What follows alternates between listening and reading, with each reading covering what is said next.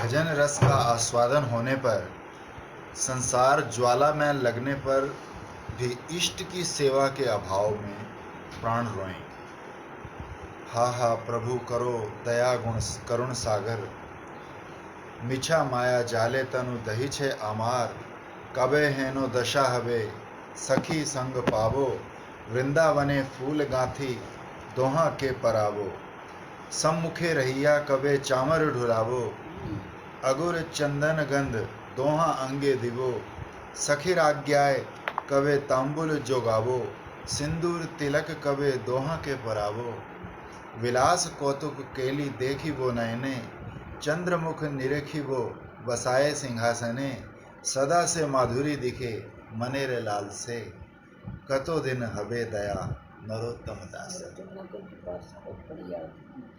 प्रार्थना है बंगला नहीं मतलब हाँ, लेकिन समझ आ जाती है। हाँ, कोई बंगला बिल्कुल स्पष्ट स्पष्ट मिक्स। थोड़ा थोड़ा ही बंगली है, बंगला हाँ। जीवन भक्ति में होने पर प्रीति का अभाव कभी नहीं रहेगा। भक्ति विषयांतर से छेद्यमान नहीं होती और तात्पर्यांतर सहन नहीं कर सकती। श्री गुरु कृपा से यदि साधक के भीतर लोभ उत्पन्न हो जाए तो वो अवश्य ही इस वस्तु का आस्वादन प्राप्त करेगा। भजन का अर्थ ही है खोजना या अनुसंधान करना। साधक विरही है, इष्ट के सानिध्य से विच्युत है, वो रो रो कर अनुसंधान करेगा। कहाँ हो राधा रानी? दास्य का अधिकार प्रत्येक आत्मा में है। महाप्रभु की अनर्पित चरी कह रहे हैं कि सेवा डॉक्यूमेंट्री राइट है हमारा। बाप का संपत्ति का अधिकार होता है ना। आजकल सब लोग उल्टा अधिकार निभाते हैं, ये चाहिए वो चाहिए वो चाहिए। जो हमारी डॉक्यूमेंट्री राइट है वो नहीं कोई, तो वो कोई मांगता नहीं, कोई क्लेम नहीं, वो कोई नहीं मांगता। अभी डॉक्यूमेंट्री राइट क्या है कि पिता की संपत्ति बचनी चाहिए, तो पिता की संपत्ति क्या है? सेवा। लेकिन आजकल ये जो दुकान मकान है ये बांटने को सब बैठे हैं। बहुत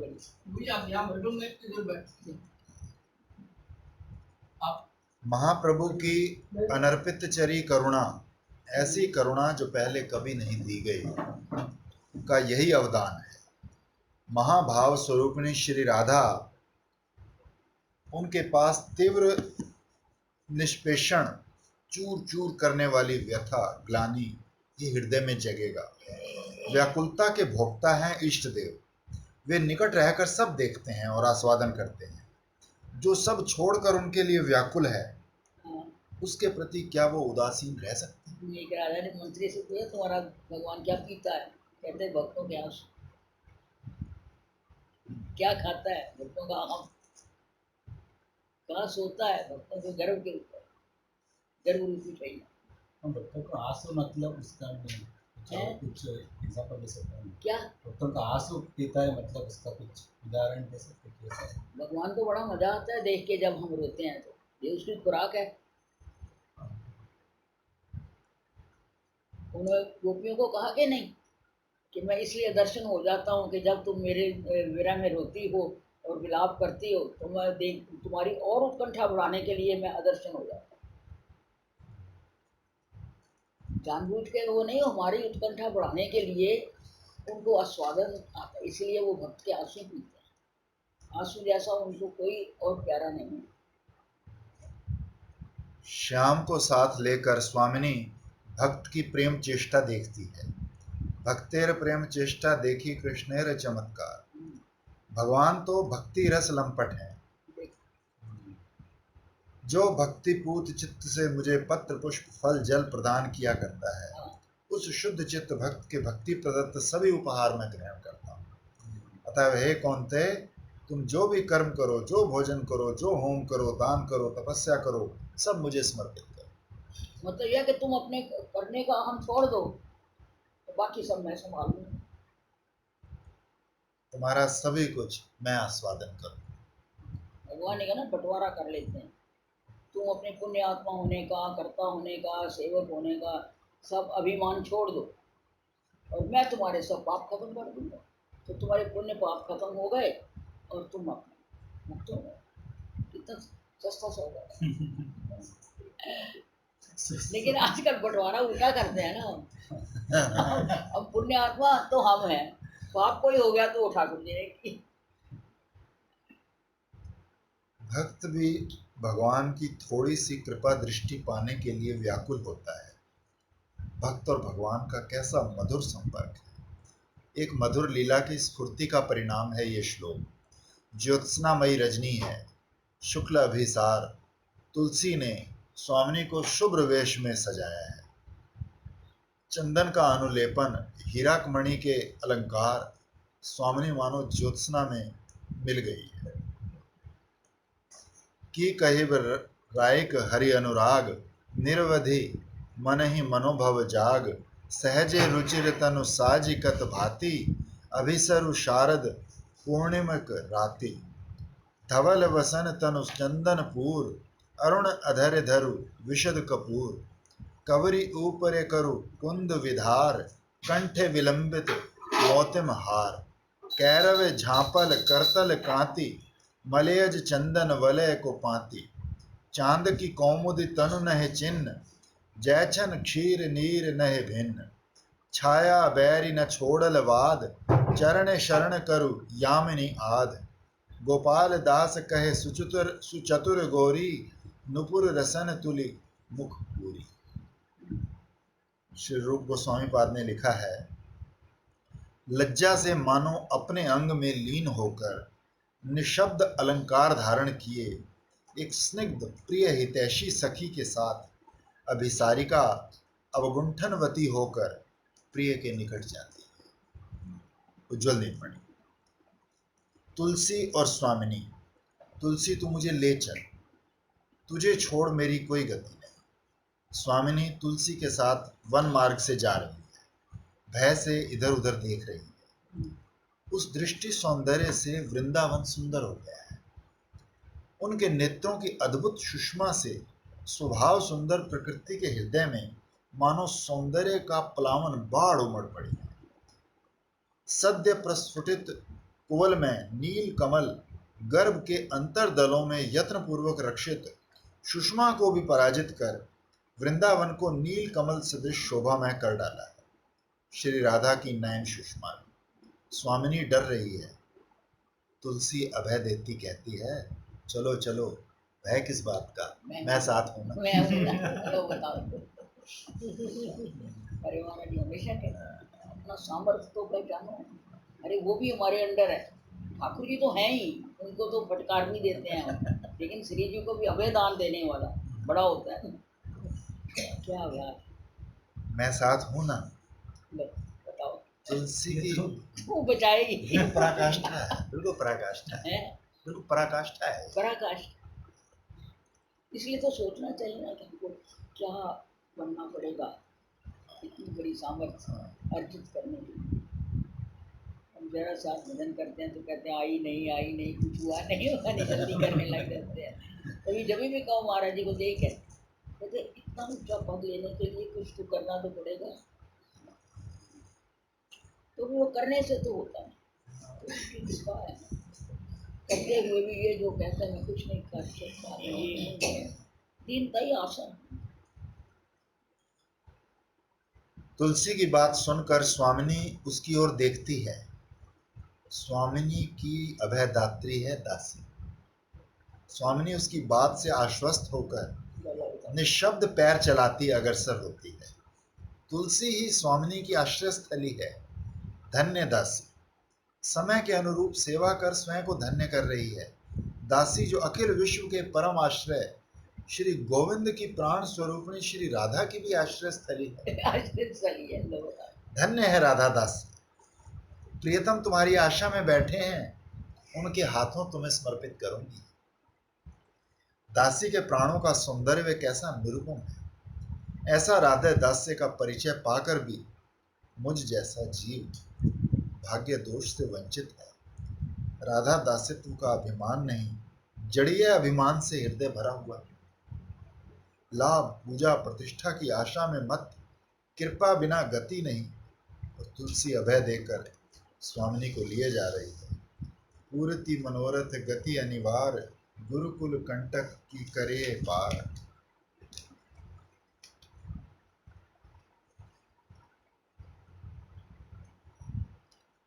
श्रृंगार वेश की कीर्ति तुल्य शुभ क्रांति युक्त श्री राधा को लेकर तुलसी संकेत कुंज में प्रविष्ट हुई।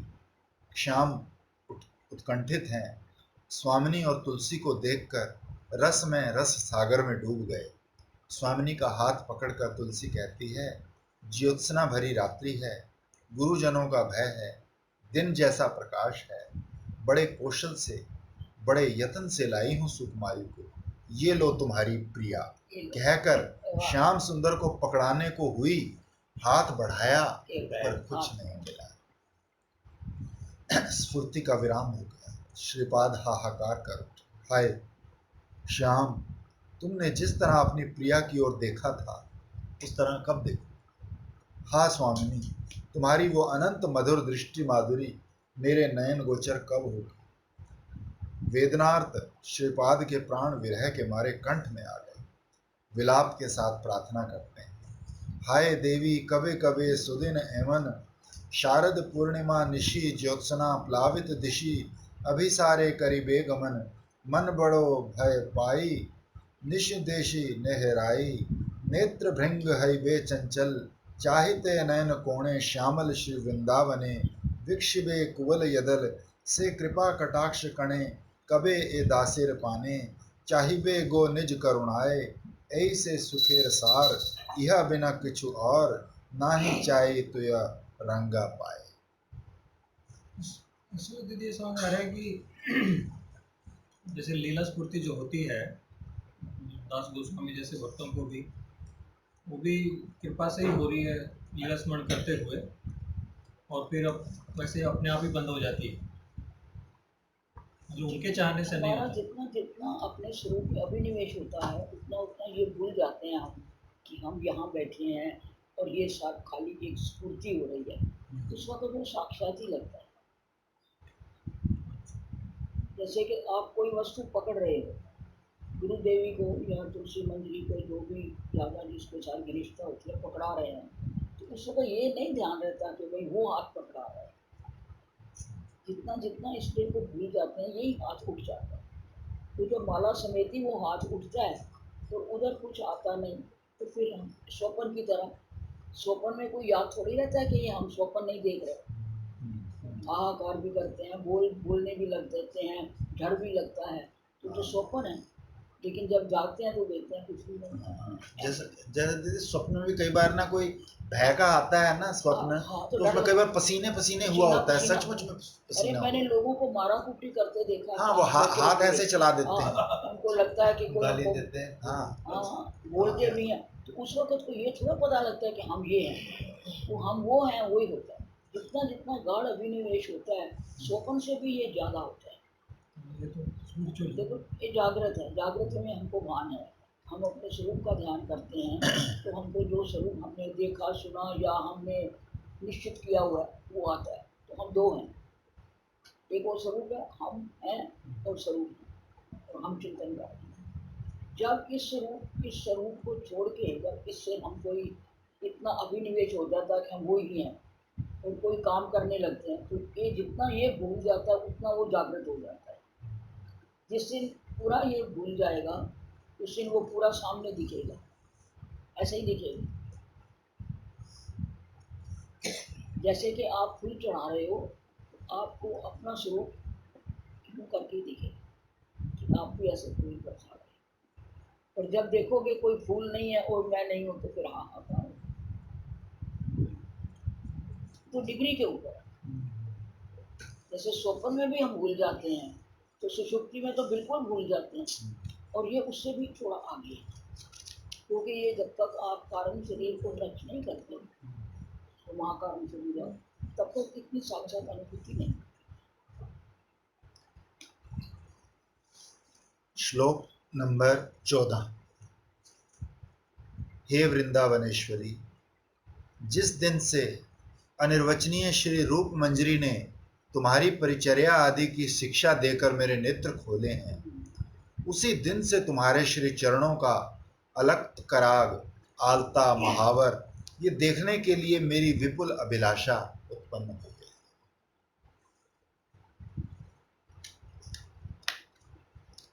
पिछले श्लोक में श्रीपाद को हमारे वो आती है ना, क्या नाम है उसका, प्रवीणा, तो वो एक दिन मतलब इसकी पराकाष्ठा महाकाल शरीर में एंटर हो गई थी, तो वो ये मेहंदी लगा रही थी, तो वहाँ की मेहंदी उसके हाथ में, ये सबसे ऊपर मैं उसने बताया मेरे हाथ में मेहंदी आ। पिछले श्लोक में श्रीपाद को श्रीमती के शुक्ल अभिसार की एक मधुर लीला का स्फुरण प्राप्त हुआ था। स्फूर्ति के विराम में असह्य दुख, आस्वादन में जितना आनंद, अभाव में उतना ही दुख, सेवा रस से गठित स्वरूप है। राधा किंकरियां सेवा रस की ही मूर्तियां हैं। जो सेवा रस की मूर्ति हैं, उनके निकट यदि सेवा नहीं आती तो उन्हें कितना दुख होता है। सेवा प्राप्ति में जितना आनंद है, सेवा के अभाव में उतना ही दुख है। स्वामिनी की दृष्टि दासियों को सर्वदा संजीवित किए रखती है, अन्यथा वे जीवनहीन हैं। साधन स्तर पर भी साधक को इस विषय की थोड़ी बहुत अनुभूति आवश्यक है। यदि यदि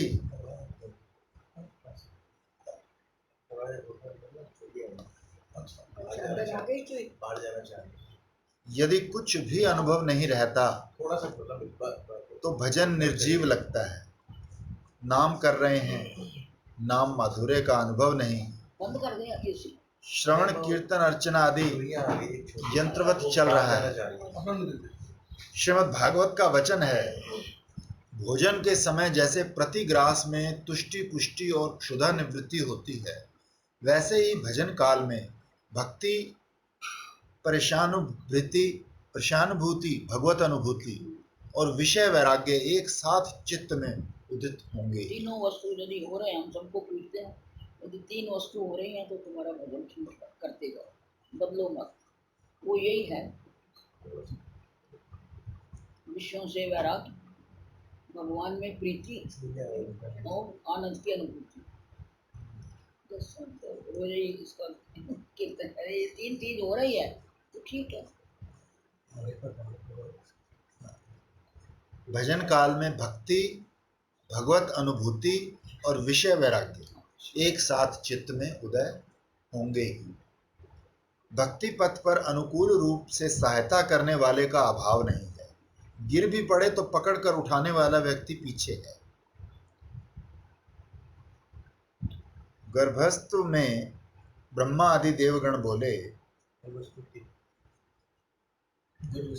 गर्भस्तव, हे माधव, जिस प्रकार भक्ति शून्य ज्ञानी योगी आदि साधक विघ्नों से अभिभूत होकर सिद्धावस्था से विच्युत हो जाते हैं, उस प्रकार तुम्हारे भक्तजन कभी भी अपने साधन पथ से भ्रष्ट नहीं होते। तुम उनकी सर्वदा रक्षा करते हो, इसलिए वो समस्त विघ्नों के सिर पर निर्भय विचरण कर तुम्हारी श्री चरण सेवा प्राप्त कर धन्य होते हैं। विनायकानि कप मूर्ध विशेषणे चरंती तिरभयत्वेन तानेव महाविघ्न वर्गेशान विघ्न करणार्थ मागतान सोपानानि कृत्वा श्री वैकुंठ पद्मा रोहन्तीत्यर्थ। समस्त विघ्नों के सिर पर निर्भय विचरण करते हैं। इसका तात्पर्य यही है कि भक्त के भजन पथ पर विघ्न उत्पन्न करने के लिए महाविघ्न समूह आते हैं, तो भक्त सीढ़ियों की तरह उन पर चलकर श्री भगवत धाम में पहुंच जाता है। मतलब ये है कि जब ये नदी चल रही है, उसके आगे एक बड़ा पत्थर रख दो, तो भक्ति का ये विशेषता है कि वो वहाँ ठहर नहीं जाती। भक्ति रूपी नदी उसको लांग के परे चल जाती है, और सहायता करने वाले भी बहुत मिल जाते हैं। इसीलिए महाराज जी कहा करते थे कि यदि पूर्ण प्राप्ति ना भी हुए और शरीर छूट जाए तो उसका कुछ गया नहीं, वो जहाँ जाएगा उससे आगे शुरू करेगा।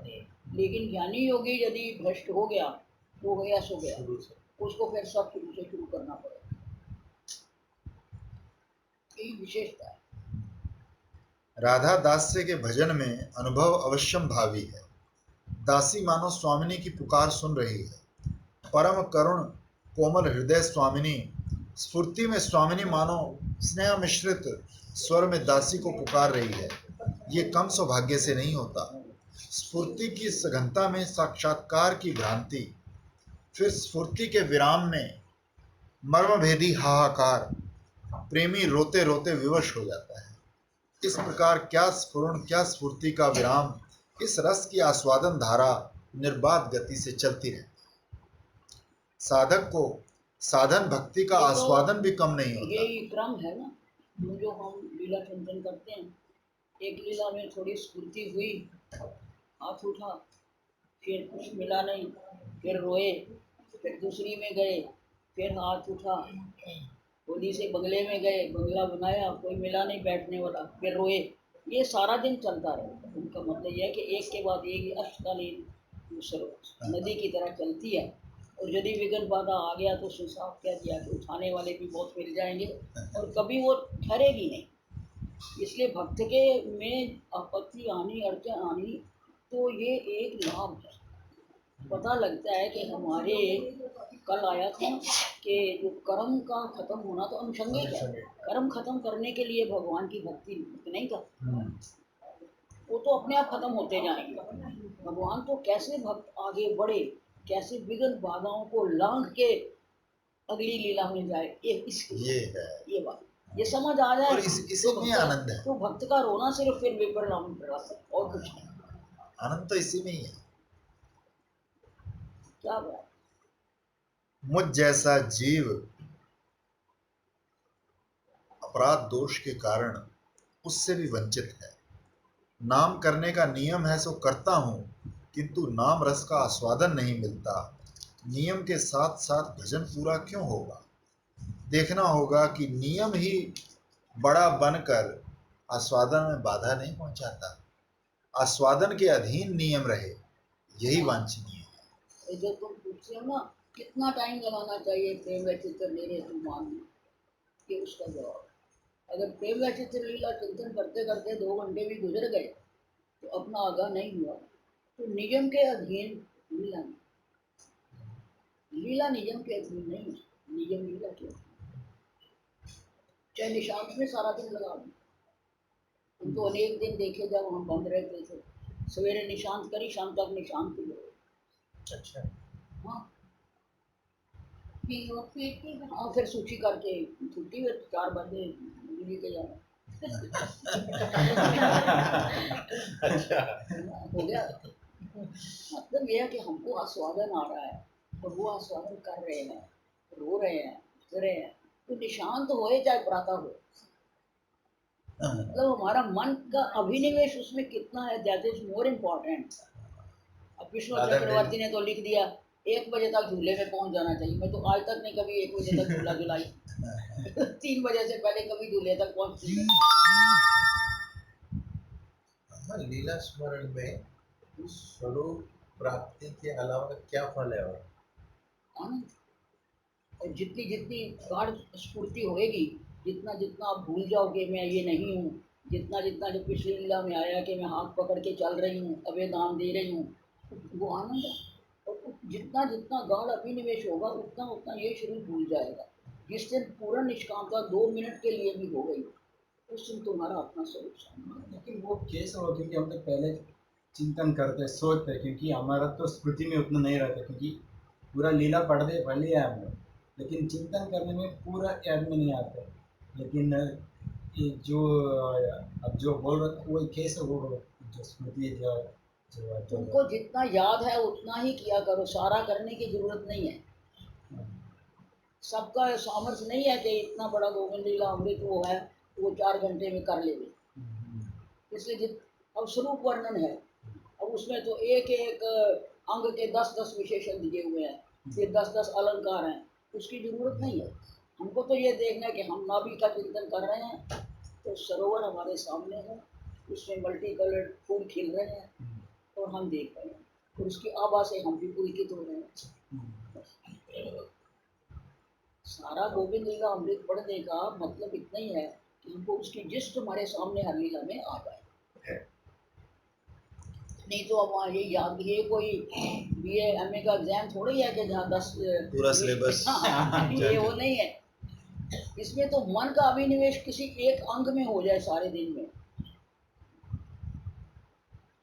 जैसे विषयी जीव का प्रेम, अर्थ, संपदा, स्त्री पुत्र आदि में स्वाभाविक होता है, वैसे ही साधक की भी भजन में स्वाभाविक आसक्ति होनी चाहिए। हृदय व्याकुल होना चाहिए, रोते रोते खोजते घूमना पड़ेगा, कहाँ हो मैं राधा कहती हूँ रानी। रोना एक बहुत बड़ा साधन है। आचार्य चरणों ने कहा है, हरे कृष्णेति तारक ब्रह्मा नाम संबोधनात्मक है। प्राणों के आवेग से नाम साधना में आह्वान करना होगा। जैसे शोकातुर माँ खोई संतान को पुकारती है, जैसे विरहिणी पतिव्रता प्रवासी पति के लिए रोती है, उसी तरह मैं जिसकी दासी हूँ उन्हीं से भेंट नहीं, कहाँ, किस कुंज में, किस वृक्ष की आड़ में छिपी हो, एक बार दर्शन। कार्तिक नियम में है, को था वह कौन कुंजे आचे प्राण नाचे रसंगे, अदर्शने प्राण जाए है, एक बार देखा दियो प्राण रखो। ये आगे है लिखा है। दास गोस्वामी का है ना, रोज कार्तिक में बोलते हैं देखा दिया प्राण राखो, प्राण रखो। मरिते छी ऐ देखो, करुणा कटाक्ष करो दान, दोहे सहचरी संगे मदन मोहन भंगे, श्री कुंडे कल्प तरु छाए, आमारे करुणा करी, देखाइबे से माधुरी, तबे है जीवन उपाय। ऐसे है? महाजन हाँ, कौन सी किताब में है? किस ग्रंथ में है दीदी, जो हमने अभी महाजन लिखा है, किसी ग्रंथ का है ये प्रार्थना?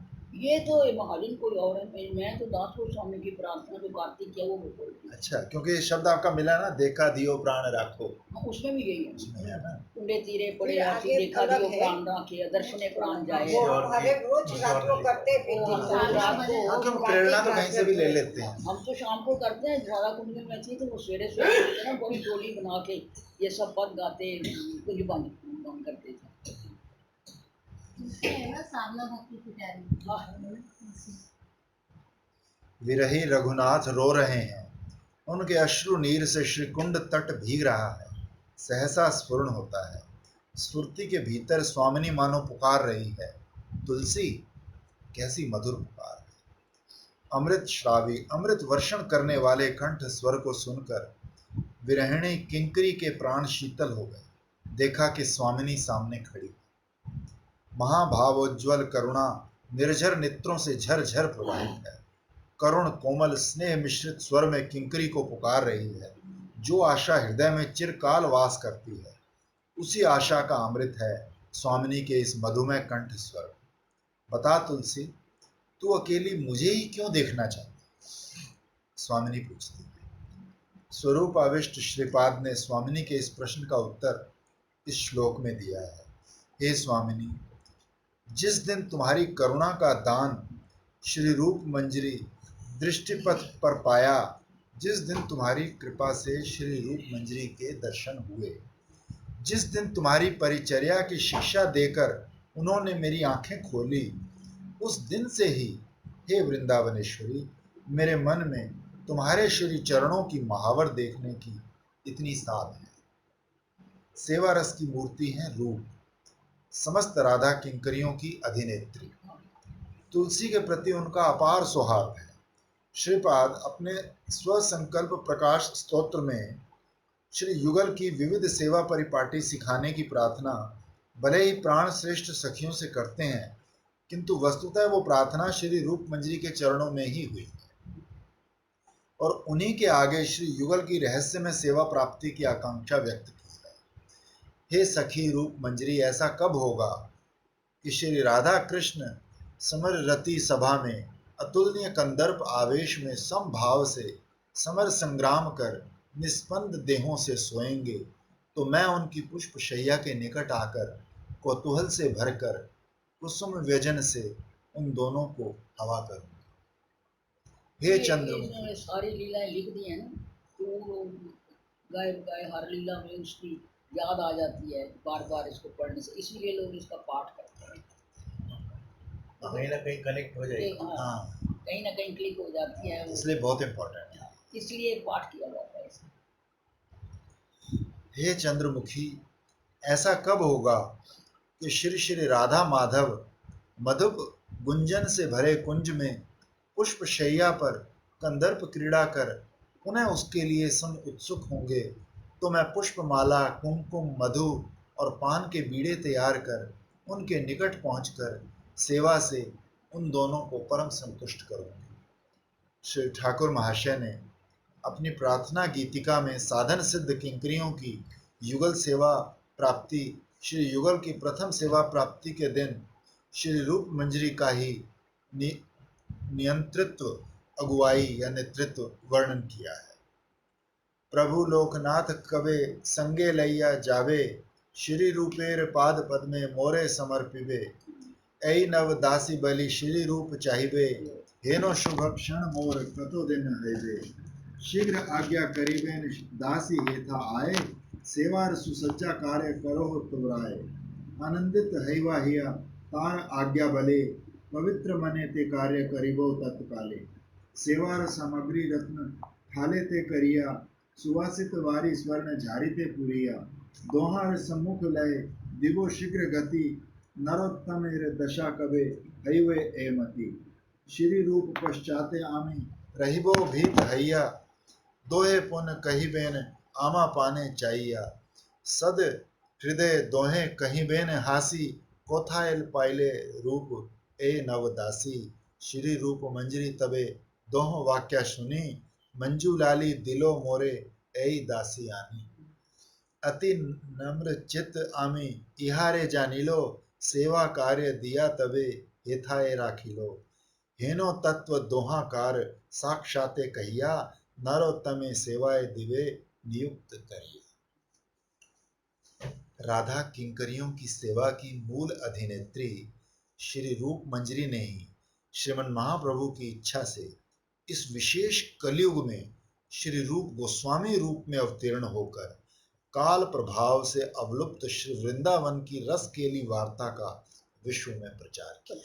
यही विशेषता है गौड़ीय संप्रदाय की कि रूप गोस्वामी के अनुगत होके यदि हम उनके पास बैठेंगे तो उनको उसमें रूप मंजरी है तो डायरेक्ट आपको तदात्म होगा, क्योंकि रूप गोस्वामी फिर भी आधुनिक हुए हैं, हम उनके बारे में बहुत कुछ जानते हैं, वो इतने दूर नहीं दिखते हमको तो कि जितनी रूप मंजरी दिखती है। ये सिर्फ 500 साल पहले। हाँ, तो रूप मंजरी रूप गोस्वामी में तो है ही, इसलिए वो कनेक्शन जल्दी बैठ जाता है।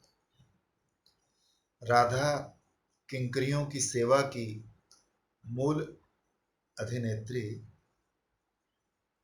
श्री रूप, दोबारा प्रिंट हो गया,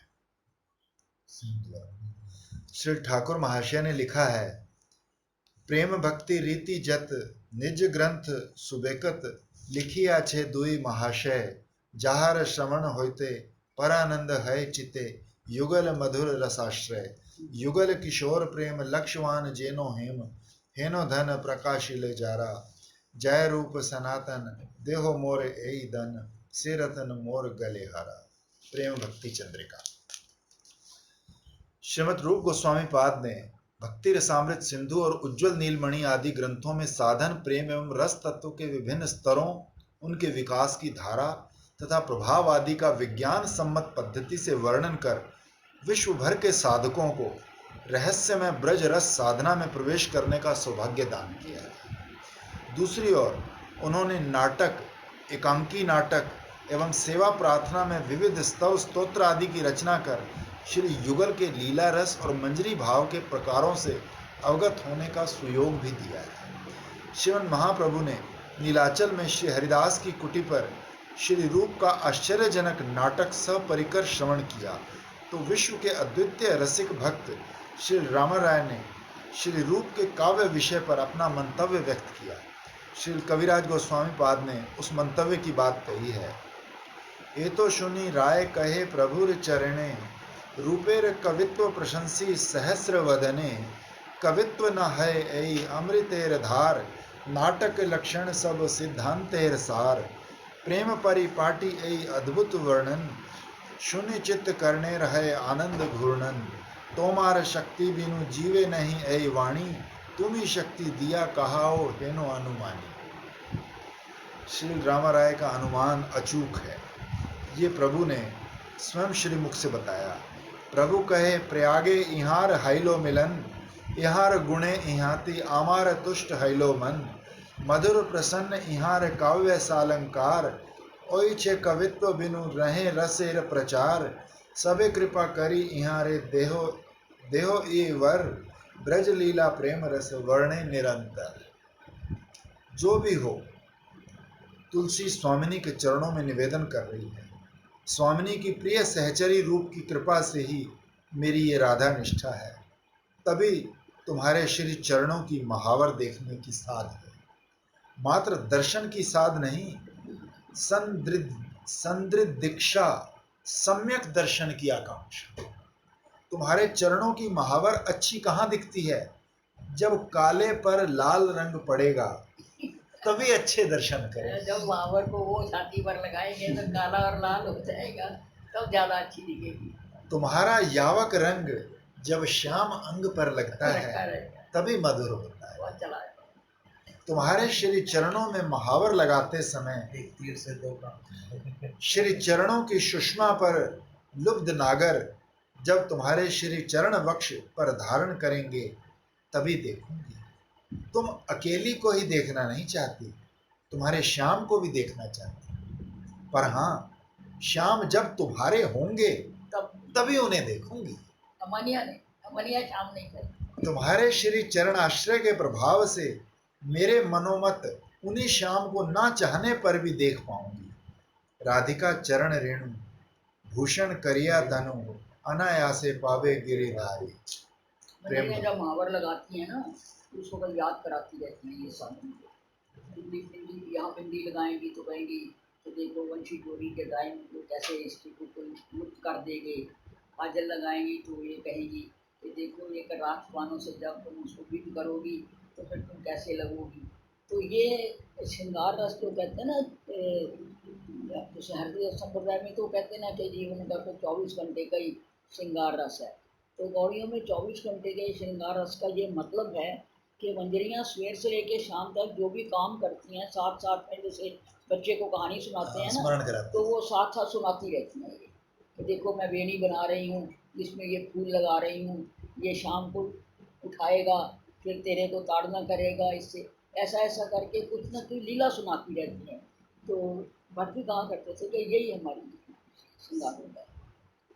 ये इस के माध्यम से नवद्वीप से आए थे अनंत दास को ऐसा नाम था, तो उन्होंने सारी व्याख्या इसकी श्रृंगार पर है भी अब सामने दिखता है। दृष्टिकोण देखने का वही इससे कनेक्ट करके देखो। यही है संद्र दीक्षा का ध्वनिगम्य अर्थ। श्रीपाद की स्फुरण धारा का विराम नहीं हुआ। सुनो अय वृंदावनेश्वरी, जय हैते व्रज माझे तव परिचर्या काजे, नियो जिला श्री रूप मंजरी, कृपा करी दुनैने चाहिला दासिर पाने, तद विधि बाड़िलो प्यास तोमार चरण जुगे, उज्ज्वल अलक्त रागे, दर्शन करिते अभिलाष, त्रिभुवने अनुपम श्याम रूप मनोरम, ताहा हेरी जतो सुख पाई, ताहे जदि लागे तब, जाव केर चिन्ह लब, दर्शने सुख अधिकाई। श्लोक लालसा जगने की बात है। अपनी लक्ष्य फिक्स हो गया और लालसा जग गई और ज़्यादा माइक पर मंच में अगर मन नहीं है तो तुरंत जीव लग जाता है। श्लोक संख्या 15। हे विकसित कमल नयनी, मधुर गुंजन करने वाले भृंगों से सुशोभित कमल समूह के कारण मनोहर और मधुर जल से परिपूर्ण तुम्हारा सरोवर अर्थात श्री राधा कुंड मेरी आंखों के आगे प्रकाशित हुआ है। तभी से तुम्हारे दास्य रस की मेरी लालसा जन्मी। श्रीपाद ने पिछले श्लोक में श्रीमती के चरणों का अलग तक महावर देखने की इच्छा का हेतु उनके श्रीपाद पद्मों में व्यक्त किया है। इस श्लोक में वे श्रीमती के दास्य पर लुब्ध होने का हेतु उनके श्री चरणों में निवेदन करते हैं। हे कमल नयनी, हे श्री राधे, जिस दिन तुम्हारे सरोवर के दर्शन प्राप्त हुए उसी दिन से तुम्हारे दास्य में मन लगा हुआ है।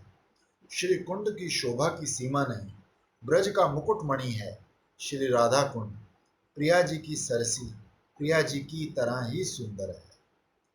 कुंडेर माधुरी जेनो राधा मधुरिमा, कुंडेर महिमा जेनो राधार महिमा। सही कुंडे एक बार जय करे स्नान, तारे राधा सम प्रेम कृष्ण करे दान। चैतन्य चरिता। जिन लोगों ने प्रिया जी को प्राणों के साथ प्रेम किया है, जिन्होंने अपने प्राण उनके श्री चरणों में ही उत्सर्ग कर दिए हैं, उन राधा निष्ठ उपासकों के लिए श्री राधा कुंड कितनी ममता की वस्तु है, ये बात अनुभवी भक्त समझ ले। श्रीपाद कहते हैं, तुम्हारे सरोवर की शोभा दर्शन करके ही तुम्हारे दास्य का लोभ जगा। श्री राधा कुंड दर्शन की विशिष्टता तो है ही। तटभूमि सुदिव्य कदम्ब, चंपक, कुंद, शिरीष, केतुकी, टेसु आदि वृक्षों और लवंग जाति, चमेली, जूही, माधवी आदि लताओं की मनोरम शोभा से परिशोभित है। विविध पुष्प गंधों से सुरभित है। वृक्षों की डालियों पर बैठकर शुक सारिका मधुर स्वर में श्री राधा कृष्ण की लीलाओं का रस गान कर रहे हैं। उस गायन को सुनकर तरु तलाएं परम महतों महापुरुषों की तरह अंकुरों के बहाने पुलक धारण कर रहे हैं और मधुधारा वर्षण के छल से आनंद अश्रु बहा रहे हैं। कोकिलों की पंचम तान से, भ्रमरों की झंकार से और विविध पक्षियों के कल कूजन से मुखरित है ये कुंड तट। स्थान स्थान पर मयूरों की के का ध्वनि के साथ मधु नृत्य चल रहा है। वृक्ष लताओं से रची मनोहर कुंजावली से श्री कुंड की चारों दिशाएं सुशोभित हैं। उनके बीच श्री श्री राधा कुंड और श्री श्री श्याम कुंड मधुर जल से संपूरित है। जल नहीं, श्री युगल किशोर का मधुर उज्ज्वल रस ही भक्तों के लाभार्थ जल रूप में प्रकाशित है। मर्चेंट सन्यासिनी थी, वो कहती है यहाँ शिवालय है ना, इधर शाम को भी इधर जाओ तो शिव जी का मंदिर है कुंडेश्वर बाग। तो कहती थी यहाँ दोपहर को रास होती है। मैंने कहा तो सभी नहीं रहता है, तो एक दिन हम शाम रोज परिक्रमा करते थे, तो शाम को साथ लेते थे। वो सारी हिरनियाँ जा रही थी परिक्रमा कर रहे थे, दूर इतनी हिरनियाँ। तो वो मुझे कहते हैं, वो देख क्या है। लेकिन मुझे तो हिरनियाँ ही दिख रही हैं, पर ये हिरनियाँ ही इस जंगल नहीं, कुछ नहीं, कहाँ से आ रही थी। तो वो बोली कि ये सब सचना है। तो दोपहर के टाइम शिव जी को रास दिखाने के लिए बनता है।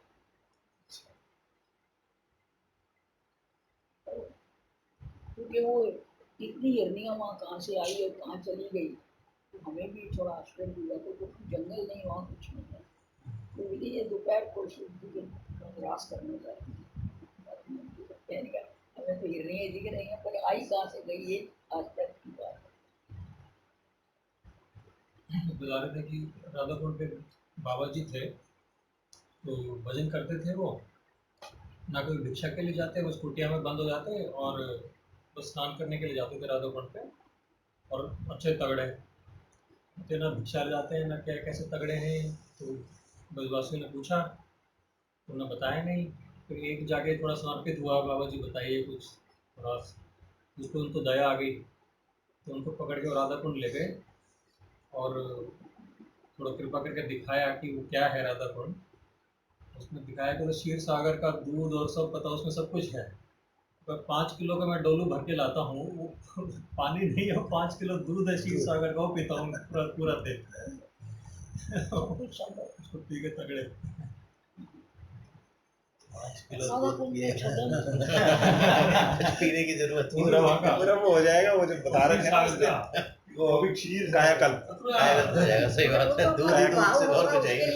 आपका जो वो भी जब क्षीर आता है सागर का तो दूध जब में वो जो जगन्नाथ जी राधा कुंड का पानी होता है वो हाँ। जब नमकीन होता है, क्षीर सागर।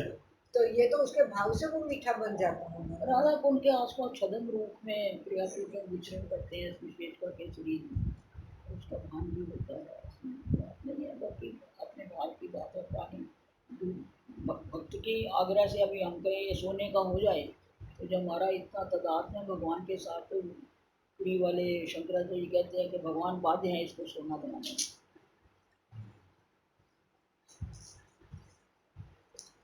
आश्चर्यजनक कमल, कलहार, कुमुद आदि एवं विविध जल जातों से विशाल मधुर जल राशि आवृत है। सौरभ उन्मत्त भृंग कुलों का फल फूल फूल फूल पर रस विलास चल रहा है। राजहंस सारस आदि के कल कूजन से कुंड वृक्ष मुखरित हैं। श्री राधा कुंड को देखकर श्री कृष्ण को श्री राधा का, और श्री श्याम कुंड को देखकर श्री राधा को श्री कृष्ण का उद्दीपन होता है। श्री राधा रानी के संबंध से जुड़ा है ये सरोवर। स्वप्रकाश कुंड लीला के साथ श्री कुंड के दर्शन करके ही श्रीपाद की युक्ति है। मध्याह्न में श्री कुंड तट पर पड़े विरही श्रीपाद आर्त स्वर से रो रहे थे। सहसा स्फूर्ति हुई, सरोवर लीला के साथ सरोवर का माधुर्य दर्शन किया। श्री युगल का जल युद्ध कौतुक चल रहा है। जिसकी हार होगी उसे पण देना होगा, जो दाव पर लगाई हुई वस्तु। मध्यस्थ है कुंदलता, अधर सुधा पान ही पण है, हारने पर देना होगा। हमारी एक हो रही है, ये पांडा क्रीड़ा तो नहीं है, पांडा क्रीड़ा हो रहा है।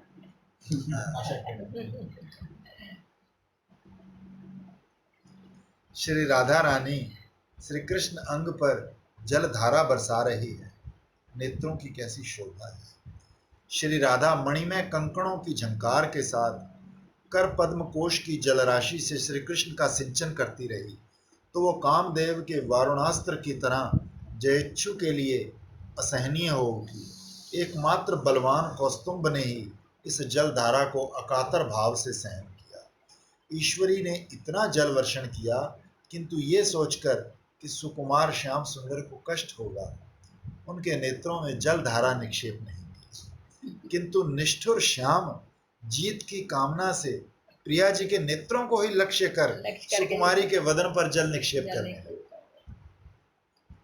हे प्रिय, मेरा ये जल सेक सहन करो तो जानू, ये कहकर आनंद पूर्वक हंसते हुए प्रेयसी के वदन पर ही रस में मनोज्ञ जल वर्षण करने लगे। परस्पर विशाल जल युद्ध। तुलसी के कुंड तट पर खड़ी इस सरस जल केली को देख रही है। सखियां श्याम को निषेध कर रही हैं, श्याम तुम हमारी सखी की आंखों में जल नहीं मारोगे। सखी ने क्या तुम्हारी आंखों में जल डाला था? उसे कितना कष्ट हो रहा है। श्याम बात सुनने वाले पात्र नहीं। जल निक्षेप करने की परिपाटी से श्याम स्वामिनी को पागल किए दे रहे हैं। यद्यपि स्वामिनी इतनी गांभीर्यवती हैं, स्वामिनी का अंग विवश हुआ जाता है। श्रीपाद लीला शुक ने श्री कृष्ण को आनंद कहा है, और उस आनंद के मुख पर श्रृंगार रस की हंसी प्रस्फुटित की है। श्रृंगार रस के खेल को छोड़कर वो और कोई खेल नहीं खेलते। रस में रसमयी की रस क्रीड़ा, रस वर्षण चल रहा है। स्मरण निष्ठ साधक स्मृति में नित्य ही इस रस क्रीड़ा का माधुर्य आस्वादन करते हैं। लीला में ही स्वरूप खड़ा रह पाएगा, मन बाहर गया नहीं कि स्वरूप छूट जाएगा। तभी श्री ठाकुर महाशय ने कहा है, साधन स्मरण लीला इहा ते न करो हेला, काय मने करिया सुसार। लीला का स्वभाव है मन को स्वरूप की ओर खींच लेना। राग भजन का एकमात्र उपजीव्य संरक्षण जो लोभ है, वो भी लीला रस के निषेवण सेवन अभ्यास से ही जागता है। भाव का माधुर्य श्रवण करने से लोभ जन्मता है। भाव का माधुर्य सुनते सुनते ही आएगा अनुभव।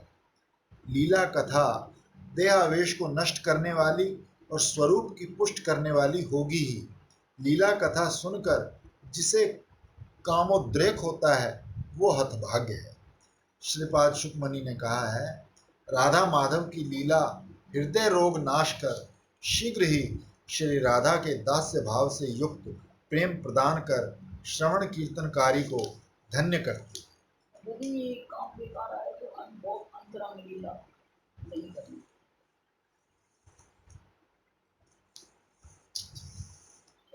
क्योंकि श्रृंगार रस को लीला करता दे ही हम है, जब तक किसी पुरुष का प्रिय है तब तक उसकी स्फूर्ति अगर साथ हो जाए तो बहुत अच्छी बात है, लेकिन अगर बेकार आए तो तो बहुत नहीं।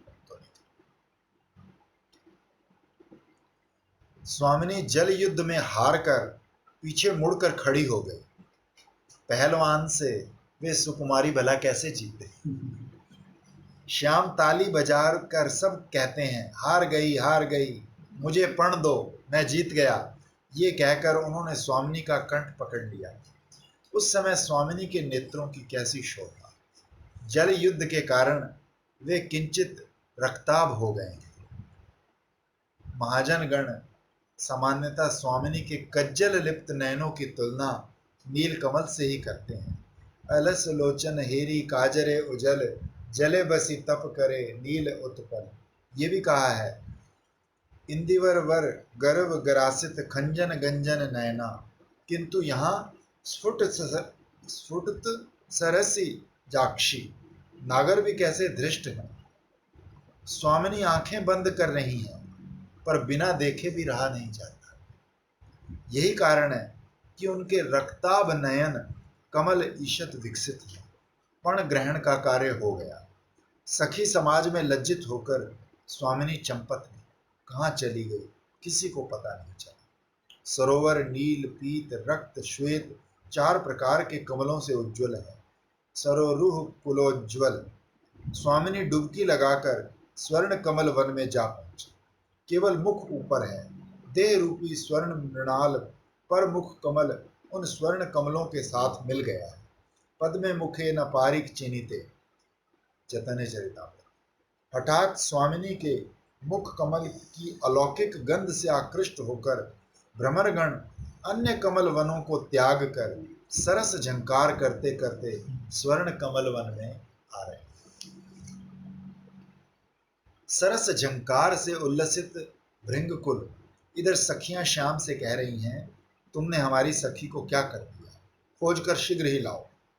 श्याम नागर ने स्वर्ण कमल में भ्रमरों का आवागमन देखकर वहां पहुंचकर श्रीमती को जा पकड़ा। सखियां भी पहुंच गई। श्याम कहती हैं, प्रिय, तुम्हारी तरह यदि मैं छिप जाऊं तो तुम सब मिलकर भी मुझे नहीं खोज पाओगे। स्वामिनी दर्प से कहती है, अच्छा छिपो, तुम्हें अवश्य ही खोज निकालेंगे। वो नील कमल में श्याम सुंदर डूबकर नील कमल वन में जा नील छिपे। कमल में ये लीला बहुत बढ़िया सब दिखाते हैं। जब कोबला में एक बार हुई थी तो वो सब उस ठाकुर जी के मुख के बहाने वो सब सखियां जो है वो कमलों को ही चुंबन कर रही हैं। उन्हें खोजते खोजते स्वामिनी देखती है, कुंड तट के वृक्षों की शाखाओं पर बंदर नील कमल वन की ओर एकटक देख रहे हैं। वैसे कैसी उपमा है, वहां तो भ्रमरों की उपमा दी है और जो ठाकुर जी का आया तो बंदरों को। अरे बड़ी विचित्र है। स्वामिनी ने बात को समझकर वहीं पहुंचकर श्याम को जा पकड़ा।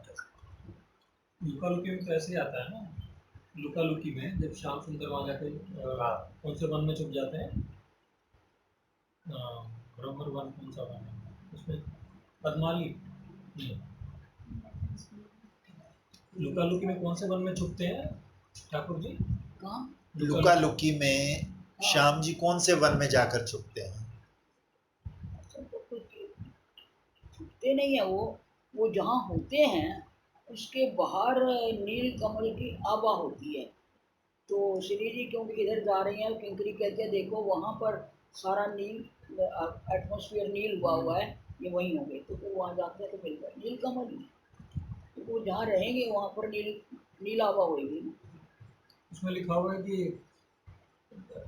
राधा रानी देखती हैं कि जहाँ पे सारे वनवासी एक टक्की लगा के देख रहे हैं और जड़ हो गए हैं, उसी तरफ चली जाती है उनको ढूंढ लेती है। राधा रानी तो पहले दूसरी तरफ जा रही है। सखी बताती दासी कहती है कि देखो उधर नील आभा फैली हुई है और सब उधर लोग देख रहे हैं और उधर ही नील कमल कस्तूरी की सुगंध है, इसलिए वो यही छुपे होंगे। इसके पश्चात वे श्याम का कंठ पकड़कर अगाध जल में तैरने लगती हैं। तिहो कृष्ण कंठ धरी भासे जलेर ऊपरी, कजोत खाते जैचे कमलिनी। श्रीअंग के माधुर्य से कुंड उज्जवल हो रहा है। तैरती अपनी ईश्वरी को वक्ष पर पाकर श्री कुंड का कैसा उल्लास। मधुर जल राशि तरंगों के बहाने कैसा उल्लास प्रकट कर रही है। कैसी मधुर लीला है। लीला दर्शन कर आत्महारा है तुलसी मंजरी उसी लीला की स्मृति में कहती हैं, तुम लोगों की लीला के साथ तुम्हारा कुंड दर्शन करके ही तुम्हारे दास्य रस में मेरा मन डूब गया है। श्री राधा रानी के कुंड का दर्शन कर उनकी लीला की स्फूर्ति और श्री कुंड के सेवन से राधा दास्य का लोभ तो जगेगा। जिस राधा कुंड के वास स्नान दर्शन स्पर्श आदि सेवाओं की अचिंत्य शक्ति के प्रभाव से विवेक आदि शून्य अति अयोग्य व्यक्तियों के हृदय में भी मेरी ईश्वरी श्री राधा के दास्य रूपी पुष्प दलों से शोभित श्री कृष्ण प्रेम कल्पलता शीघ्र ही उत्पन्न होती है, वही रमणीय श्री कुंड मेरा आश्रय हो। श्रीपाद कहते हैं, तुम्हारे श्री कुंड की माधुरी दर्शन करके ही तुम्हारे दास्य में मेरा मन लगा है, तुम्हारे दास्य के अतिरिक्त और कुछ कामना नहीं करता।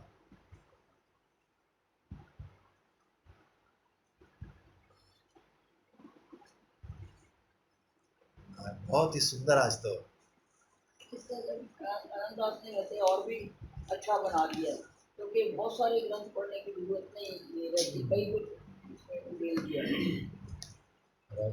भी हो गया 3 श्लोक, 2-3 श्लोक, 2 श्लोक